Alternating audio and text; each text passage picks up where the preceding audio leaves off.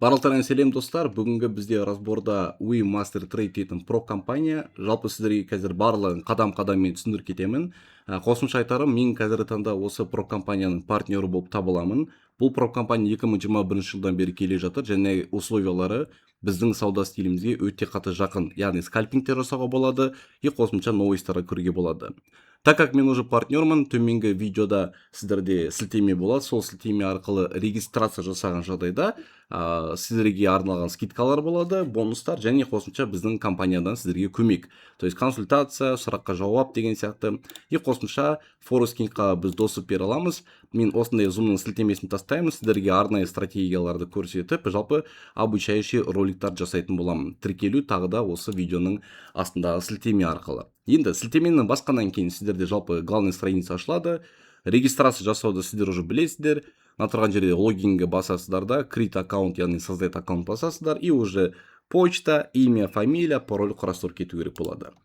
Одан кейін өтіп алған соң сіздерде оң жақ бетте мында аты жөніңіз жазылып тұрған жерде my profile деген жерге өту керек болады.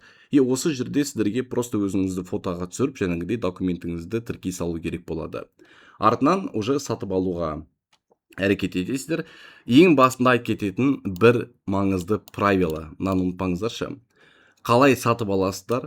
Өзіңіздің телефоныңыздағы MetaTrader тіркелгеннен соң ешкімге пароль, логинді бермеңіздер, басқа телефоннан кірмеңіздер. Бұл тікелей нарушение. То есть кез келген проб компания өзінің клиенттерінің IP адресін тексеріп отырады. Если басқа телефоннан, басқа жерден бір сіздің аккаунтыңызға кірген болса, болды, онда ақша шығару жағы уже күрделі болып бастайды. Так что ешкімге бөліспеңіздер. Болашақта бұйыртса сіздер челлендж өткен соң міндетті түрде сіздерді интервьюға шақырады, видеозвонок арқылы, и комнатада сізден басқа адам болмау керек. Осыны ұмытпаңыздар. Енді бастайық. Мына жерде Trading Capital дейтін кнопка болады. Осы тұрған жерде Instant және Challenge деген екі түрлі проб өтудің жолдары бар. Бірден осы Instant деген жерге қалай берсеңіздер болады. Платформа C-Trader емес, MetaTrader таңдағандарыңыз жөн болады, себебі бізде басқа да реал аккаунттарымыз бар болған соң, MetaTrader'ның ішінде бірнеше брокермен жұмыс жасай берсеңіздер болады, то есть можно переключаться. Вот, енді кеттік дальше. Ең арзаны бізде әрине $5000 проб управленияға арналған сумма бар, оның бағасы скидкамен $37,4. Жалпы осындай скидкаларды менің сілтемем арқылы өтіп алсаңыздар болады. Енді біріншіден кредитный причем бірге 100. Өте жақсы, себебі алтынның бағасы қазіргі таңда $4600 болса, ол дейтініміз сіздерге 0.01 лотқа сделка ашу үшін мына $4600 100-ге бөліп береді. То есть 0.01 лоттың бағасы сіз үшін $46 болады. Енді есептей беріңіздер. 0.1 лотқа сделка ашу үшін ол бізде уже $460, а егер бізде проб аккаунт $5000 болса, ол дейтініміз сіздер бір лотқа сделка аша аласыздар, бір лотқа.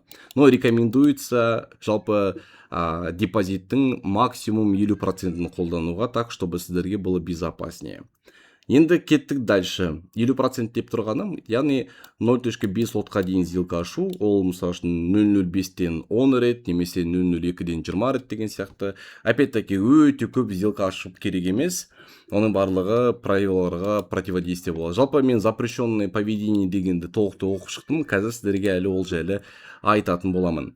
Енді сатып алу барысында бізге go to checkout деген басу керек. Жалпы каждыйның өзінің бағалары бар. Мысалы үшін $50,000 бағасы скидкамен қазір $257 шығады. То есть неғұрлым сумма үлкен, соғұрлым оның бағасы да үлкен. Жалпы бұл взнос төлейсіздер, чтобы экзамен өтіп, грубо говоря, то есть өзіңіздің мықты трейдер екеніңізді дәлелдеу мақсатында 1-2 этаптан тұрады. Енді go to checkout деген жерге басқаннан кейін сіздерге способ оплатаны жасамас бұрын міндетті түрде қай мемлекеттің азаматысыз соны белгілеңіздер. То есть бізде бар оқырмандары Қырғызстаннан, Өзбекстаннан, сол үшін өзіңіздің жаңағыдай жазып кетіңіздер мемлекеттеріңізді. Одан кейін кредитный дебетовый картаны осыны бірінші тұрған таңдай берсеңіздер болады, немесе криптовалюта арқылы тоже толтыруға болады. Но желательно через банковскую карту, потому что ертең вывод кезінде бұның барлығы верификация керек болады. Next деген жерді басқан соң, скидка уже сіздерде тұр, в принципе. Мен қазір купонды тағы да комментарияға жазып кетем. Осы купонға жаңағы менің кодымды жазған жағдайда сіздерге скидка беріле алады. Осы тұрған жерде бәріне галочка қойып кетіңіздер, и енді чекаут дегенді басасыздар. чекаут басқаннан кейін сіздерде обязательно қазір басқа бір сайтқа лақтырады. Осы тұрған жерде жасыл кнопканы басамыз. Енді номер карты жазасыздар, срок годности, то есть қай күнге дейін. Егер сіздердің карталарының срок годности бітіп тұрса, лучше жаңасын ашып алыңыздар. Одан кейін картаның артындағы 3 цифра, card holder name, то есть банковский картаның сыртында тұрған ат жөніңізді, и потом барып pay деген басыңыздар. Енді верификацияның кім өтті, сол адам шотты толтырғаны, точнее жаңағы челленджді сатып алған дұрыс болады. Егер болады дейтін адам өтетін болса, то банковский карта сол болатыкі болу керек. Бұл өте маңызды, достар. Кеттік, енді артқа қарай шығайық. Осын төлегеннен кейін сіздердің почталарыңызға письмо келеді. Ол жерде толықтай информация болады, және бір документке қол қою керек болады. Жалпы қиын ештеңкесі жоқ, ешті маған жазыңыздар, көмектесемін. Одан кейін почтаға келген письмоға қол қойғаннан кейін сіздерге WeTraders деген жерге өту керек болады. Главный страницада осы WeTraders деген жерге өткен соң сіздердің сатып алған челлендждарыңыз шығып тұрады. Мысалы үшін менікі қазір міне $25,000 уже алынып тұр. 26 августте сатып алдық. И Details деген жерге өтеміз. Детали, да. Details деген жерге өткеннен соң мына жерде бүкіл ақпарат болады. Егер сіздер телефонға отырсаңыздар, телефонда мынау WeTraders болмаса, онда сіздің почтаңызға уже сервер, логин, пароль келіп тұр. Білесіздер ғой, басқа да CFD брокерлер, жаңағы XM сияқты брокерлер тіркеген кезде бізде біріншіден сервер тіркеу керек болады, обязательно копировать, ставить етіп. Сервердан кейін бізде обычно жүреді логин. И логиннан кейін өзіңіздің жаңағыдей пароліңіз бар, то есть паспорт, парольді сіздерге почтаға тоже жібереді. Парольді сіздер құрастырмайсыздар, ол почталарыңызға уже арнайы келіп тұр. Просто копи-паст жасай салу керек.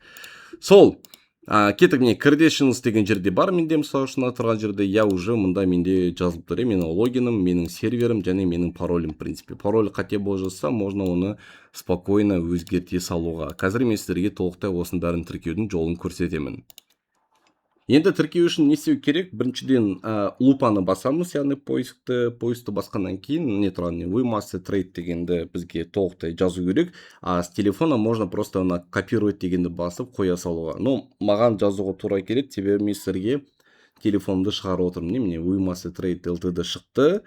Осыны басқаннан кейін Trade Account деген тұра береді. Так, кеттік дальше логин деген жерге жазамыз. Менің логинім қазір. Сіздердікі өзіңіз болады. Менікін жазып жүрмеңіздер. Так, 203-240, в принципе. И жаңағыдей маған берілген парольді мен қазір жазам почтаны қарап отырып. В принципе, все. Так, сохранить пароль. Все, $25,000 деген шығып тұрса, значит, барлығы дұрыс. Егер сіздерде инвалид аккаунт өліп болып қалса, онда басынан бастап дұрыстап жазу керек болады.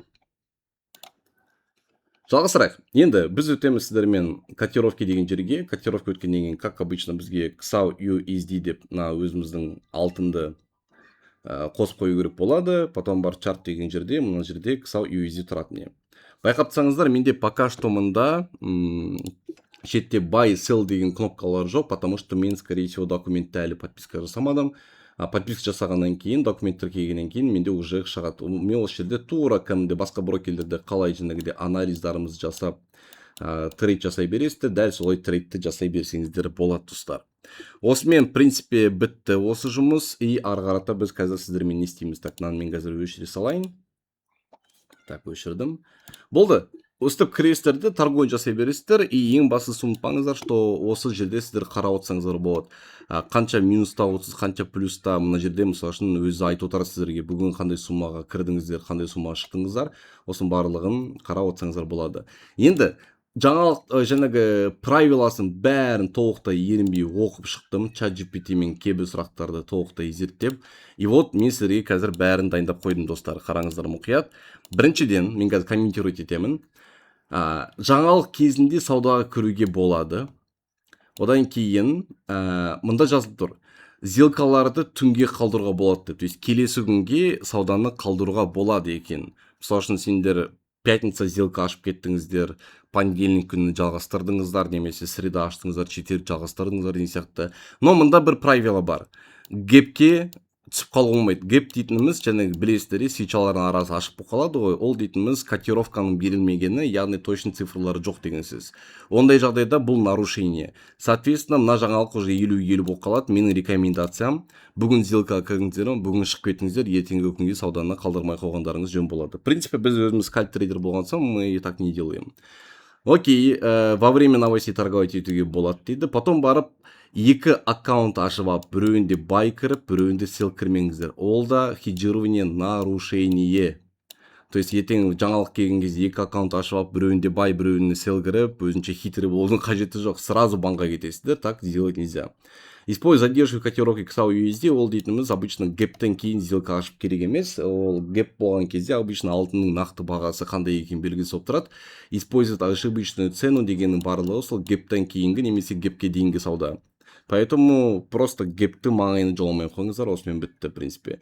Массово открывать сделки для эксплуатации системы. То есть, мысалы үшін 0.01 лоттан 20, 30, 50 штук ашып тастасаңыздар, оның барлығы опасно, системаға нагрузка береді. Сол үшін лучше лотты сәл көбейтіп, ал сделкалардың количествосын азайтыңдар. Мысалы үшін 0.04 лоттан примерно бір 5 штук ашу деген сияқты. Вот это будет уже нормально. А если сіздер 0.01-ден 20 рет ашып тастайтын болсаңыздар, бұл системаға нагрузка береді, это уже будет нарушение. Енді daily loss limit, жаңағы maximum loss limit, это уже все понятно. Копировать сделки между своими аккаунтами тоже болмайды. Мысалы үшін сіздер екі аккаунт сатып алдыңдар, $5000 біреуін алдың, и $25000 екіншісін алдың. И мына жерде мынандай момент бар да, екеуінде бір уақытта сауда жасауға болмайды. Даже екеуі де бай болса да, екеуі де сел болса да, өйткені бұл уже нарушение болып кетеді. Так что бір ғана аккаунтпен жұмыс жасағандарыңыз дұрыс болады. Немесе былай, $5000 сауда жасадың, и бір сағаттан кейін бірақ можно торговать екінші аккаунтпен. Только пока бір сағат өтпеген сделка жасауға болмайды, достар. Экстремальный хай скальпинг, ол жаңағы айтқаным өте көп сделкаларға тез 1 секундта кіріп шығып отсаңыздар, бұл өздерінің ішкі системаларын нагрузка береді, сол үшін сіздерді банға жіберуі мүмкін. В принципе, правила бойынша барлығын толықтай жеткіздім деген ойдамын, достар. Сұрақтарың болса жазыңыздар, каналға лайк, подписканы ұмытпаңыздар. Сілтеме естеріңізге салып кетейін видеоның астында.